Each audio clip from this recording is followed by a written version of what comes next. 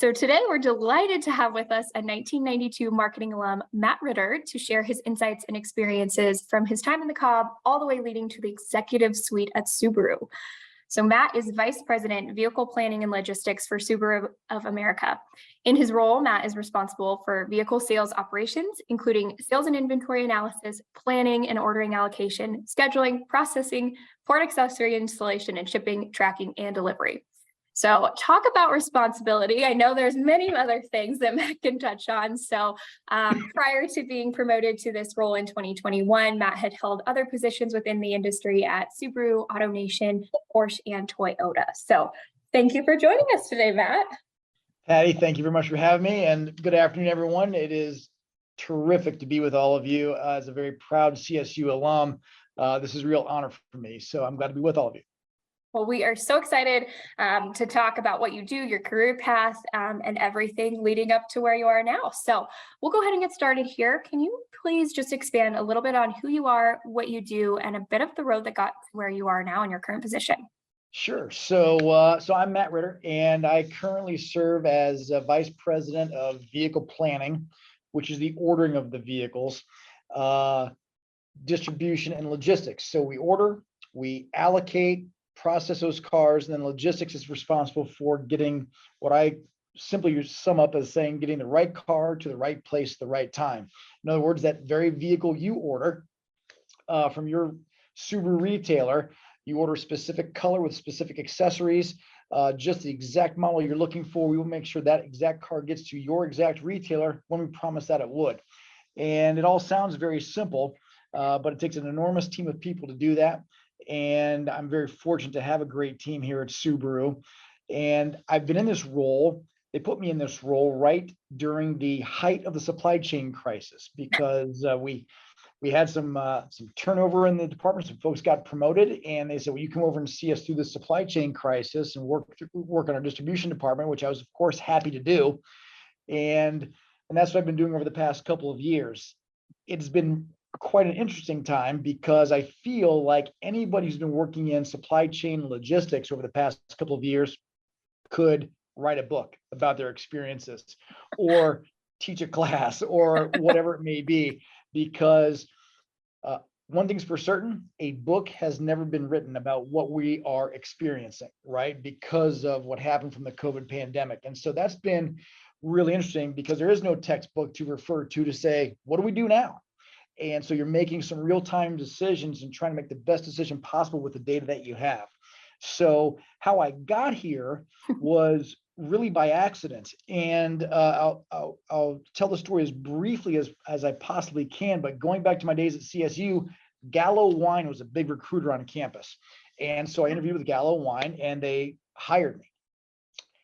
And this goes back a long time because I'm pretty old, but this is back in 1992. And it wasn't really a job it was a great job and a wonderful company, but it wasn't really a job that I was too terribly excited about after I started doing it. And of course, I was rather short-sighted because I wasn't thinking at the time about, gosh, could I one day be an executive within the distributor that hired me for Gallo Wine, right? At Mountain Wine Distributors down in Denver. I wasn't thinking that far ahead. I could only see about this far at the end of my nose. And it wasn't a job that I loved. So after about 90 days, I resigned. In the meantime, I was hired on by Enterprise Rent-A-Car until I figured out what I really wanted to do. So I rented cars for a while, and I was pretty good at it. And then they promoted me to do fleet leasing for Enterprise. So I designed fleet programs for large companies in Denver. And that went really, really well. And I was with Enterprise for a couple of years and in the car business, and it was terrific. And one year, and I see some folks on here who have heard the story before, so pardon me for repeating it, but one year Enterprise for Christmas gave us a 5-piece set of luggage, which I thought was wonderful. I'll never have to buy luggage again. How generous, because you don't know what you don't know. That same year, I talked to a friend of mine who I graduated CSU with. He was working for Toyota at the time. I asked him what he got for Christmas, and he said he got a check. In other words, cash. And I'm like, well, that sounds better than luggage. And so 8 months later, I went to work for Toyota, and that started my career on the manufacturing side for automotive. Spent 7 years with Toyota, a wonderful company, doing various jobs for them, including field jobs. In other words, being a person who called on retailers as like a district sales manager. And then I had an opportunity to go to Porsche, which is a very exciting brand to work with, and very sexy brand to work with. I was with Porsche for about 8 years in various roles, including being a regional manager for Porsche. Also did some other things for them, including starting a remarketing department for them to dispose of off-lease vehicles. And then a colleague I met at Porsche went to work for Subaru. And I spoke with that colleague over the months after he returned to Subaru, and what he was describing about Subaru sounded so interesting and unique about their culture, because he described Subaru as home to him. And to me, the only thing that's ever felt like home is home. So Subaru had an opening, and I decided to look into that. And I met with some folks here at Subaru, and the culture is definitely different. Not only different in automotive, but I would say probably very unique in almost all of the business in terms of how we operate here at Subaru, what our culture is like. And so long story short as I can make it, there's a few of the details I'm leaving out, but Subaru hired me for a pay cut and a title downgrade compared to where I was at the time. And I really wasn't sure I wanted to take this pay cut and move to a higher cost living area. I moved from Colorado to New Jersey, hardly on anybody's wish list to do in their lifetime, I'm sure. But I don't even think twice about the pay cut anymore, nor the position downgrade, because things worked out pretty well as I've held various positions here at Subaru of America. Wow, what a story. I know that is quite the timeline. I know Enterprise, Gallo, those companies still do recruit our College of Business students. They're still at our expo. Great companies to start with. There was so much there. I would love to unpack all of that. We have a quick amount of time here today, but Matt, thinking back to your time at CSU, you know, as a marketing major, I was a marketing major myself, thinking, you know, where do I start? It's such a vast field. There's so many different areas. You got into supply chain and within the auto industry there after Gallo. Do you remember doing anything at CSU, or do you have any advice that students can do during their time to set them apart to enter the industry, just the job world in general, post-graduation? I'm losing my words here. Sure. So I'll say like, I didn't get into supply chain right away. I ended up in supply chain recently, but I've started pretty much always been on the sales side of things with automotive, mostly, with a few different positions here and there. What I would say is this: take advantage of all the resources you have, take advantage of potential internships. More importantly, if at all possible, or just as importantly as internships, would be, if you can, get involved on campus and in whatever club, organization, volunteering, whatever it might be, get involved to build your resume. And I'll tell you why that was important for me in particular. I loved CSU so much. I was a terrible student. I wasn't very good. I graduated by the skin of my teeth. And of course, back then, and I'm sure it's no different now, you know, people who are proud of their grade point averages put their grade point averages on the resume. I didn't because I wasn't that thrilled with my grade point average. But because of my involvement on campus in various clubs and organizations, I had a pretty deep resume upon graduating, which showed that I was willing to take on responsibility. So if you're able to do that, I think that's a great way to do it. If you are not able to do that, because again, the more things you're involved with, it does take up quite a bit of time. Definitely take advantage of internships, start to build a network from which you can connect with, because that also matters today. You have to sort of set yourself apart some way or another. And if people don't know you from involvement or what have you, you definitely want to have a network that you can rely upon as well. So many resources at CSU, I know, to help you with your career pathing and get you started. Take advantage of all of it, because every bit of it will matter along your journey. Thanks for the plug there. Yes, there are so many resources available for students, even more so than when I was a student like 6 years ago. there are things that are growing and things to take advantage of students. So yes, grades are really important, but the last person to graduate medical school is still called a doctor. So That's there. right. Matt, you said you had built your resume, not necessarily with the GPA, which is fine. What were some of those involvement activities? What were some of those early career steps that were most pivotal to getting to where you are today?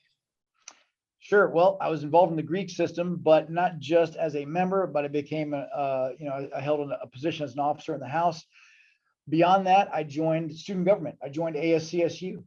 I joined the Business College Council and became an officer for the Business College Council, serving as vice president, which put on there for business days. We put on business days and invited speakers in, which was a terrific opportunity.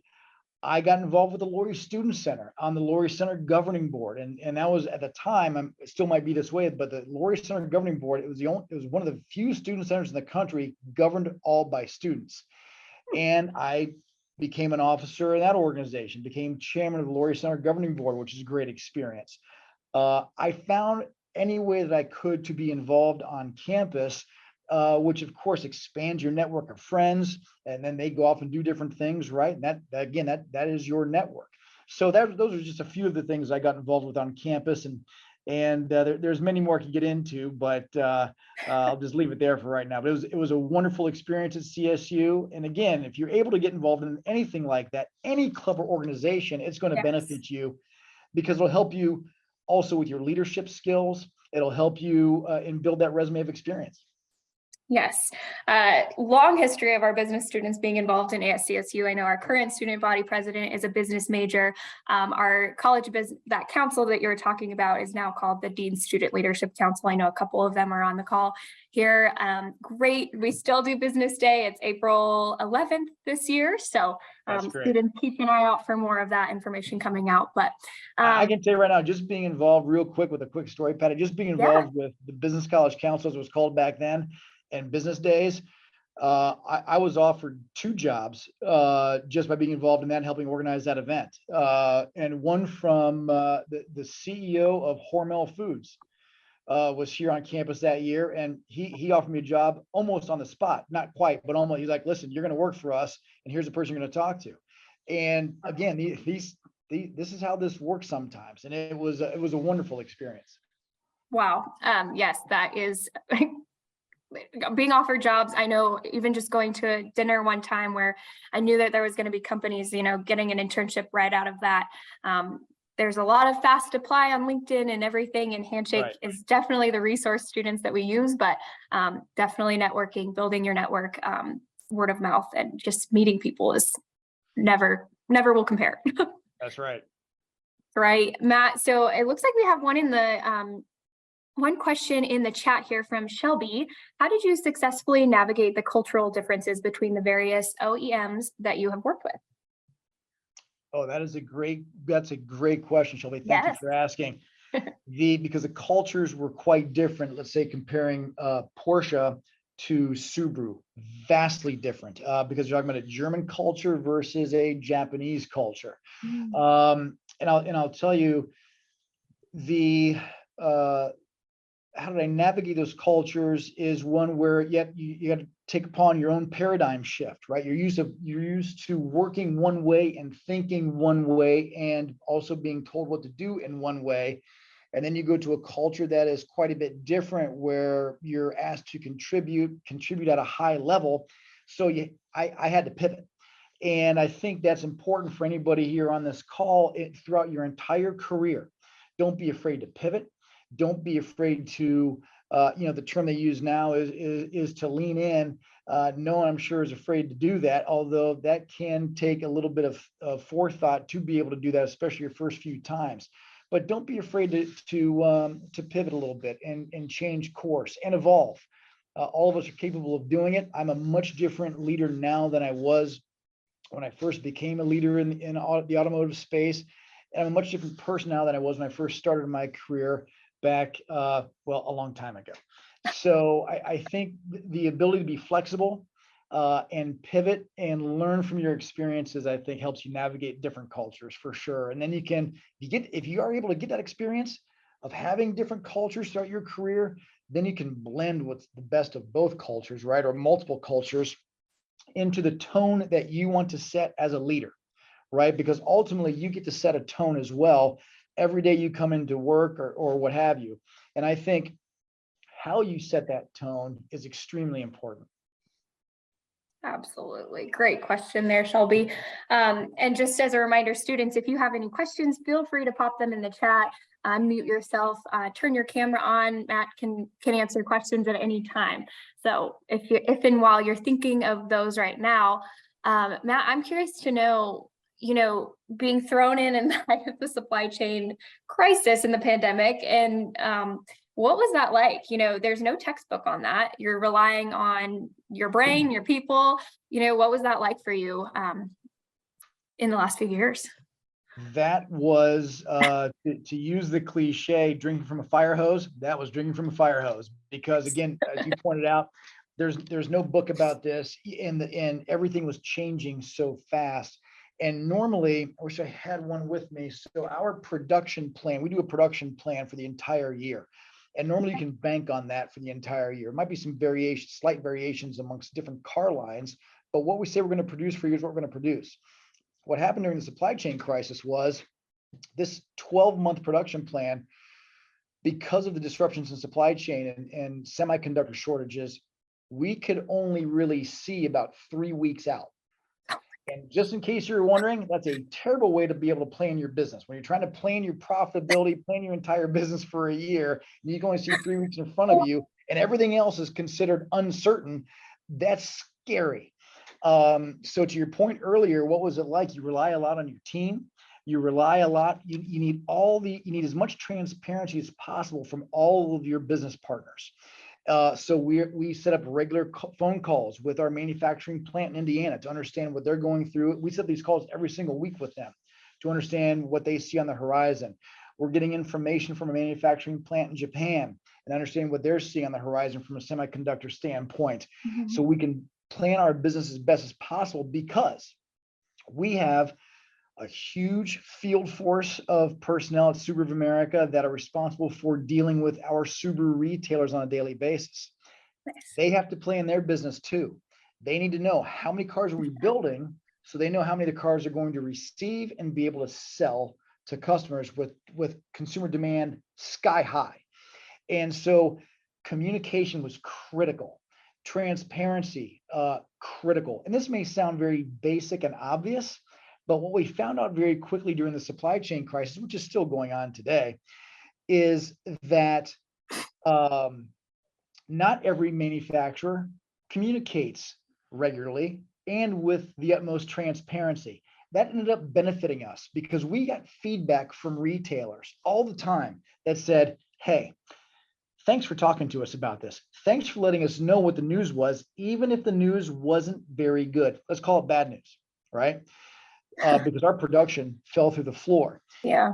They said, at least we know, because they would say, these same Subaru retailers that also own, let's say, a franchise of another manufacturer, which shall remain nameless. They would say, I don't ever hear from them. I don't know what their plans are. I don't know how many cars they're building. I'm flying blind, but at least Subaru is telling me what I can expect. So that has paid dividends for us and was critical in all this. So don't ever underestimate the value of communication and transparent communication. Always tell them the news, whether it's good or bad. It's a simple thing that is often overlooked, I would say. Very often. Very often. Awesome. We have a question in the chat here from Brooks. Matt, tell us what a day in the life of Matt looks like. How much do you travel? What's your favorite part of your job? Brooks, that's a great question. And hello, Brooks. I know Brooks, obviously. So Brooks, good to see you here. A day in the life. Well, that's a tough one to answer because no day is quite the same, because especially now with the volatility in supply chain. But for me, I'll start off not getting too deep in the weeds, but a day in life is if I'm here at the headquarters, coming in and setting the tone for the day with the team that is here. I also have a very large team out in the field at our various port locations that we deal with cars that are imported in the United States. and also our main processing center in Indiana, where our manufacturing plant is there. But I set the tone here by speaking with every single person on my team individually, wishing them a good morning and seeing if there's anything I can do to support them. And then we get down to business. There's a lot of meetings, a lot of strategic meetings that I'm involved with, a lot of product planning meetings that I'm involved with, which is really cool. Like once a week, we'll have these product planning meetings. We talk about future product and some of the technology in that future product. We might look at product designs. We also talk about product pricing, because that pricing is very, very important right now as cost of everything is going up. So that's pretty interesting. How often do I travel, Brooks? I'm on the road probably, if you total it all up, 1 to 2 weeks per month. Right now is a pretty busy time for me, so I'll be on the road starting next week for about 2 weeks straight, almost. So, but that, that ebbs and flows, of course. And I think the last part was the favorite part of my job. This too may sound a little cliche, but it is so true.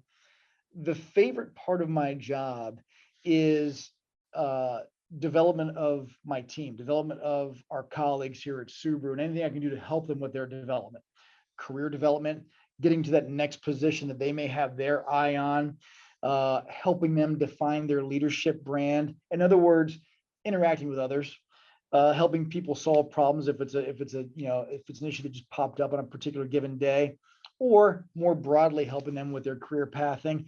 I really love interacting with others, and because after all, it's the entire team that is out there getting things done for us on a daily basis, and it's important that they feel supported.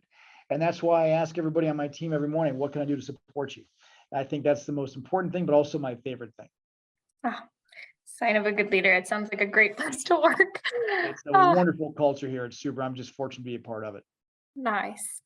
Well, Matt, we have one here in the chat from Gong. It says, I did research activities for many years and now have decided to change my career to computer information systems in my middle age. However, no chance to join a club or do an internship since working and taking CIS courses. Do you have any suggestions on how to successfully switch my career? Gong, that's a great question. I believe Gong also reached out to me on LinkedIn, so I appreciate that. Always nice to connect. Right. So if you're switching careers, you already have a network built up of people, and now you're going to be establishing and continue to grow your network in a new field. And I think, first of all, that probably brings a new sense of energy to you, which is terrific. And so, because you're focused on something completely different, which is great. And then I think what you want to do is take what you've learned from your previous experience, right, and that previous network of folks, and integrate that as much as you can in your new switch in the switch to your new career, and just leverage that as much as possible, because everybody is a connection, right? And especially in today's connected world where we all are easily connected by our phones. Everybody is a connection, and that connection can be so broad, and you'll never know who you're going to run into who has very common background to you. And that common background could be that they also are a CSU alum, or they grew up in Colorado. Could be just as simple as that.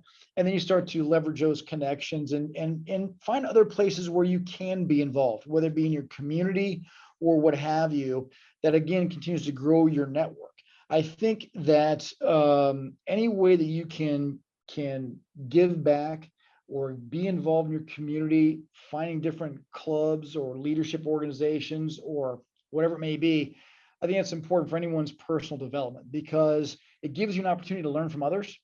And even at my advanced age, so to speak, I can learn from others every single day, which I think is also, again, getting back to Brooke's question, one of the most favorite things about my job is I can always learn. Great advice. Thanks, Matt. And Gong, our Career Management Center here, we're here to help with all things career change from now until forever. If you're a college business student, major, alumni, we are here to help. So come on into the Career Management Center. Matt, it says there is what model of a Subaru do you drive? You have a favorite? Okay, well, all right, now. So this is a perk of the job here at Subaru when you get to management level and you're provided a company car. So right now I'm in our 3-row SUV, which is called the Subaru Ascent. And our newly released EV, our Solterra, we're focusing on customer sales on that right now. It's not yet available for employees to drive, but I'm looking forward to getting that as a company car, because one of the perks is we rotate out of our cars about a couple times a year, which is nice. It's a wonderful perk.